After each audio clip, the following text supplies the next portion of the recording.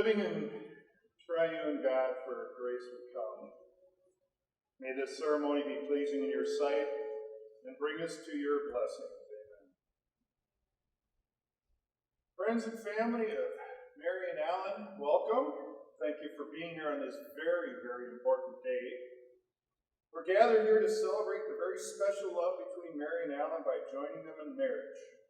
They have chosen this setting here in which to be married because it provides the appropriate backdrop for the public affirmation of their love.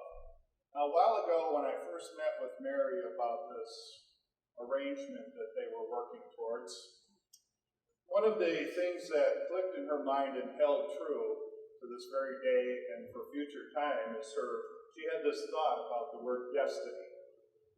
And her words, and I wrote them down, and I've kept them with me ever since. What is destiny? It's unique events that bring people together for a future reason. So that really strung the theme for this that you're about to witness here. Marriage consists of entrusting our deepest selves into the loving care of another person. It's a public and legal act to be sure, but it's also an emotional aspect that must be embraced openly, seriously, and completely. Mary and Alan commit themselves today to each other in sacred trust. They promise to embrace conflict as well as peace, to work as well as play, to struggle as well as coast, to give as well as receive, and to be with, stay with, and move toward one another. So Mary and Alan, I encourage you as husband and wife here to always give respect to one another, even if you disagree. We talked about that in class. To always give respect to one another, even if you disagree. To bear with each other's weaknesses. To comfort each other in times of trouble or sorrow. To work with generous hearts to provide for the material needs of each other and the household. And to help one another experience physical, emotional, mental, and spiritual comfort. For a marriage to be successful, you must each be loyal to each other, stand firm in your defense of each other, and be supportive to one another's life goals and dreams. It is a solemn, binding, yet challenging relationship. Poem for Mary and Alan, who have fallen in love. As golden day and starry night equal evening, as asters blaze in the fields, lambent stars lacing light among golden grasses, may we remember their seed longing for life not long ago, and may we believe in love. As geese assemble and raise their chorus of copper honks, may we remember their flight along bronze dawn's light is never a solo flight, and may we believe in love. As overtures of harvest gifts ring out in orchards' reds, may we remember these apples grow from grafts, and may we believe in love. As foxes curl in burrows, their dreaming bodies each other's blankets, as maples shine and shiver in wind, may we remember cedar and pine promise enough green, and that even after the holy glow of fall has dimmed from the trees, lying in wait to nourish roots, some birds stay all winter. And may we remember cardinals incarnate that same maple red. We are never without the hue of the heart or the hearth, and as each breath blooms mists into twilight air, may we remember the warmth we have to give each other inside. May we choose to give, and may we believe in love. Mary and Alan, know that this time is a celebration of marriage that has really already occurred in your hearts. marriage that will grow, not without challenge and adversity, but with patience, love, and the belief that you have chosen wisely in choosing one another. As you face each other, join your hands together, look into each other's eyes, and declare your intent for this day. Mary, as your husband. Mary, as your husband. I promise to care for you. I promise to care for you. Trust your love. Trust your love. Be responsive to your needs. Be responsive to your needs. Communicate your feelings. Communicate your feelings. And always show my love and respect for you. And always show my love and respect for you. I say these things. I say these things. Because I love you. Because I love you. And want to live out the days of my life with you. I want to live out the days of my life with you. Alan, as your wife, I promise to care for you. I promise to care for you. Trust your love. Trust your love. Be responsive to your needs. Be responsive to your needs. Communicate my feelings. Communicate my feelings. Always show my love and respect for you. Always show my love and respect for you. I say these things. I say these things Because I love you. because I love you. I want to live out the days of my life with you. I want to live out the days of my life with you. Will come together and create a union that is greater than the sum of all its parts. It is difficult to express in words the profound relationship that is love. Since the beginning of time, the rings have been an emblem of the sincerity and permanence of a couple's love for one another and regard for their marriage. As a circle can begin anew at any point, so a good marriage can pick any point to renew itself. These rings are a symbol of your eternal love. And as you place the ring on her finger, please repeat after me. I give you this ring I give you this ring as a reminder that I will love, as a reminder that I will love, honor, and cherish you honor, and cherish you in all times, in all times, in all places, in all places, and in all ways forever. in all ways forever. Mary, as you place the ring on his finger, repeat this. I give you this ring I give you this ring as a reminder that I will love as a reminder I will love and cherish you and cherish you in all times, in all times, in all places, in all places, and in all ways forever. and in all ways forever. Eternal God, bless Mary and Alan that they may live together in marriage according to the vows that they have made this day. Fill them with the love of your dear Son so that the love that they have for each other will grow deeper and more meaningful with each day. May they have a long and joy-filled life together, and may their home be a haven of blessing and peace through Jesus Christ our Lord. Throughout this ceremony, Mary and Ellen have vowed in our presence to be loyal and loving towards each other. They have formalized the existence of the bond between them with words spoken and with the giving and receiving of rings.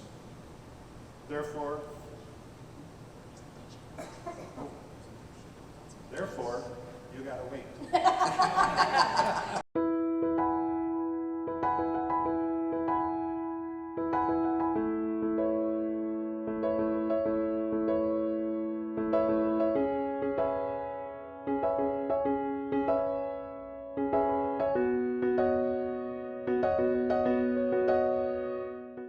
At this point, nothing better than to pronounce you husband and wife.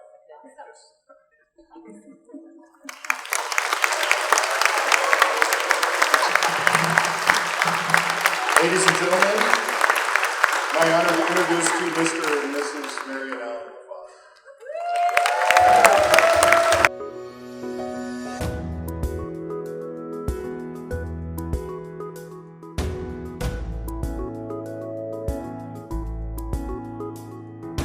It's just kind of an informal. In case you didn't notice, we do not have glasses to clink. If you have some little special instructions, feel free to come up to this wonderful glass jar up here and grab a Hershey's Kiss. There is a little caveat to that. You have to find a particular sticker on the bottom. You're looking for the gold sticker. The gold sticker, you see a smooch. The lips, you get to smooch somebody else. Ooh, it could get fun in here. So please keep eating. We'll probably have some announcements. Also, wanted a reminder that next door we have that wonderful play area for the young ones. We do have a couple people that are going to help keep them occupied as well. It is staffed by the facility, so please enjoy. And after this, we'll be going upstairs and we'll reopen the coffee bar, and we will have cake cutting and cupcakes and all that wonderful stuff. So you guys, thank you all very much for coming and just celebrating with us. We'll have more speeches in a little bit. Congratulations, both of you. I know it's ever since Mary and my dad met, he's been much more happy. Though he did get the dog recently down there too, so it may have something to do with it. So I just wanted to be real quick, brief. Thank you all for coming, enjoying this experience with us, and congratulations. Thank you. Thank you. I am honored to be a part of your special day. And everyone, my name is Cheryl, and Mary and I, we have known each other for more than half of our lives, and that number's just going up. Yeah. It's like, wow. So anyways, Mary, I'm so blessed to have you in my life. You're so beautiful, kind, generous. You're the best person that I know, so thank you for being a part of it. And Alan, who I've met more recently. Thank you for always putting a smile on her face. You both seem so happy. You're a joy to be around together. Just a bundle of laughs all the time. And I'm so grateful that you found each other. So I'd like to have a toast to Mary and Alan for a lifetime of love and many, many happy new memories. So cheers to you guys. Mary's older and only brother, and I was honored tonight when she asked me to stand in for our father to walk her down the aisle, and extremely relieved that she didn't ask me to also fulfill his traditional role of paying for all of this. I know that Mary's sad that neither our father, who passed 5 years ago, or our mother could be with us. She passed 8 years ago. In particular, in my father's case, because he would have stood up here to give this toast. So I got together, Mary, with your sisters, your older sisters, Lauren and Marge, and your honorary sister, Mary, my wife, and we crafted the words that we think Dad would have said in the toast. So I want you to imagine this in his tenor voice, okay? Mary Helen Rogers, you cannot go out to play with Alan until you clean up your room.